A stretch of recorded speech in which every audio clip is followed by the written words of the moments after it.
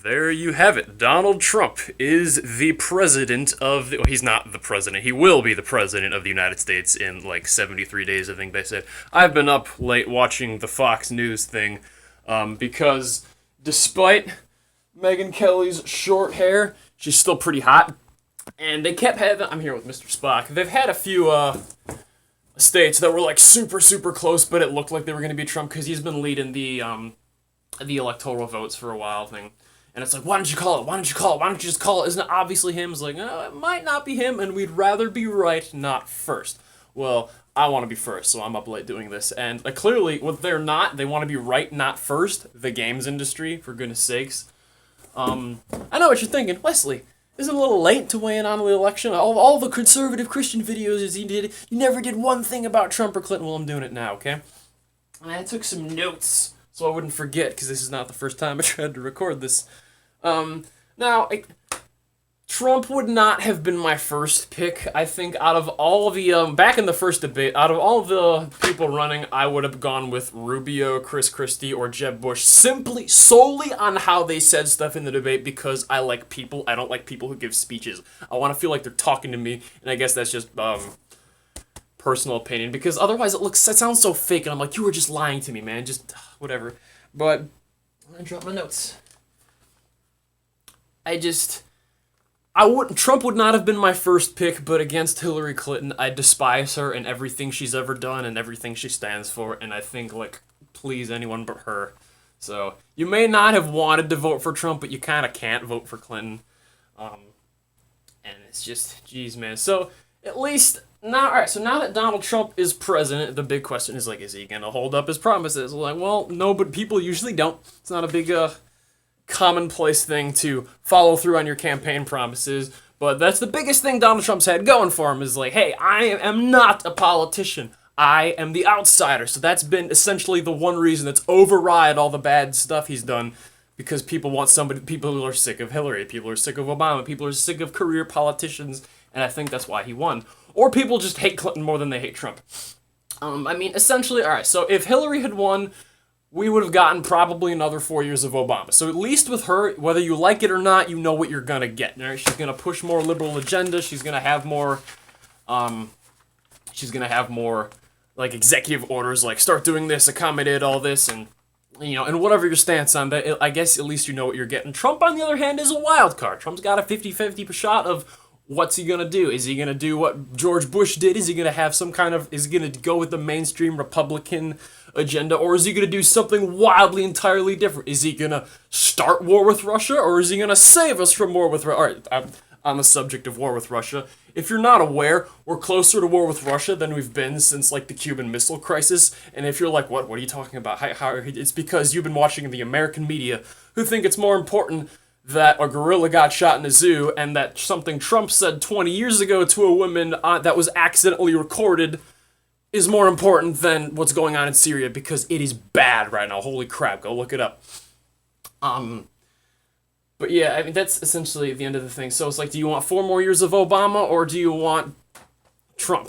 Do you want anything differently? So all your voting is basically against Clinton, I guess, at the end of the day.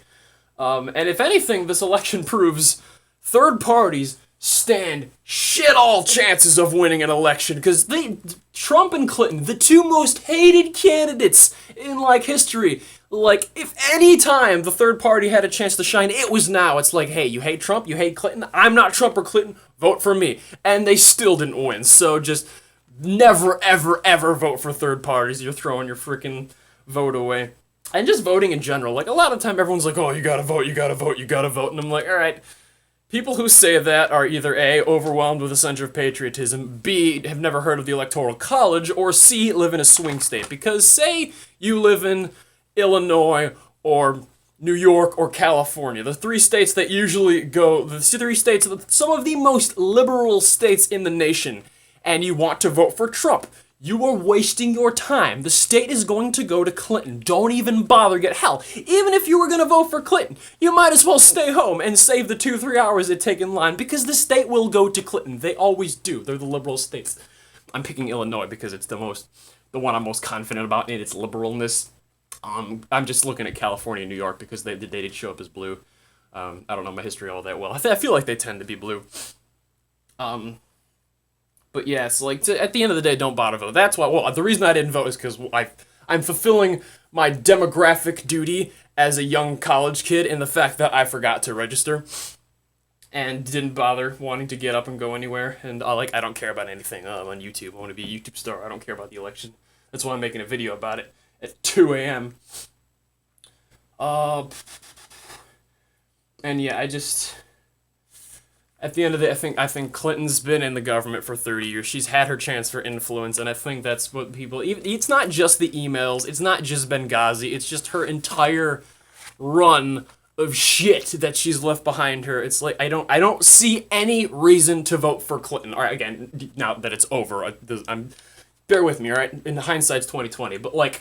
The only reason I could ever see you to vote for Clinton is because she's a woman. Hell, you want a woman president? Pick literally any woman off the street, and I'll vote. Shit, sorry, Spock. Pick any woman off the street, and I'll vote for her over Clinton. Like, seriously, I don't even care. Just not Clinton. And I keep saying, oh, this must have been what America did, because that's what happened in the freaking thing that just happened. Yeah, and the Trump tapes, like, Trump is not accused of, or Trump might have been accused, Trump has definitely been accused, but using the whole Trump tapes, like, oh, how can you have a rapist in office? Trump has not been proven of sexual assault. You're talking about the Trump tapes, aren't you? All right. Do I think that was a Christian, morally acceptable thing to say? No. Is that something I would ever say? No. Does that mean he's a rapist? No. We did not hear the whole conversation. We do not know the context. He did not know he was being recorded. He was talking to his friend. Hell, I have heard people talk like that, and I'm pretty sure they're not rapists, okay? It is locker room talk, like it or not. Everybody's just all upset because, he said something like that. And it's like, normally that should disqualify someone from running for president, but hell, this election, all bets are off, right? So I think at the end of the day, I'm going to switch arms here because I'm tired. Spock, shoulder swap. I think at the end of the day, me and young Leonard Nimoy, what we're probably gonna see is, well, no, not what we're probably gonna see. What we're definitely not gonna see is more Obamas. Like I said, I think that's the one thing we can be sure of is the first thing he's gonna try to do is reverse pretty much everything Obama's done. Obamacare is probably gonna be the first to go. That was, what has Obama accomplished? All right, people attribute killing Bin Laden to him. That wasn't Obama. That was Bush. That was a 10-year operation. Do some damn research, okay? But like, the big thing is obviously Obamacare, and that's got some iffy aspects of it, to say the least, so he's probably going to want to toss that out. And then Michelle Obama just ruining school lunches for people. Please fix that, for goodness sakes. And I threw my notes, so I'm going to have to take a guess at what the third thing is. Gay marriage, that's what it was. It was gay marriage. Like, I don't think repealing gay marriage now would make sense. I think they already have it, just let them have it. I mean, if you're a Christian and you're worried about that, I said in my original video, at the end of the day, it is a state marriage, so it's not a God marriage. As long as they're not forcing Catholic churches to marry people, you're okay. I mean, I'm not happy about it, but it's not the worst thing in the world. Anything else, Spock? But yeah, I guess at the end of the day, Donald Trump's the president, and I knew a video like this would probably get a bunch of views, so I wanted to film it and have it up so everybody could wake up to it tomorrow morning. Okay, bye. Oh wait, also, if you want to stick around, I do game reviews and do movies. We got Titanfall 2 review just went up the other day. Skyrim's gonna be coming next. Call of Duty Infinite Warfare is gonna be coming next if you care about video games and not, things that actually matter to you, things that will have a tangible effect on your life rather than the presidential political people who rule over us. So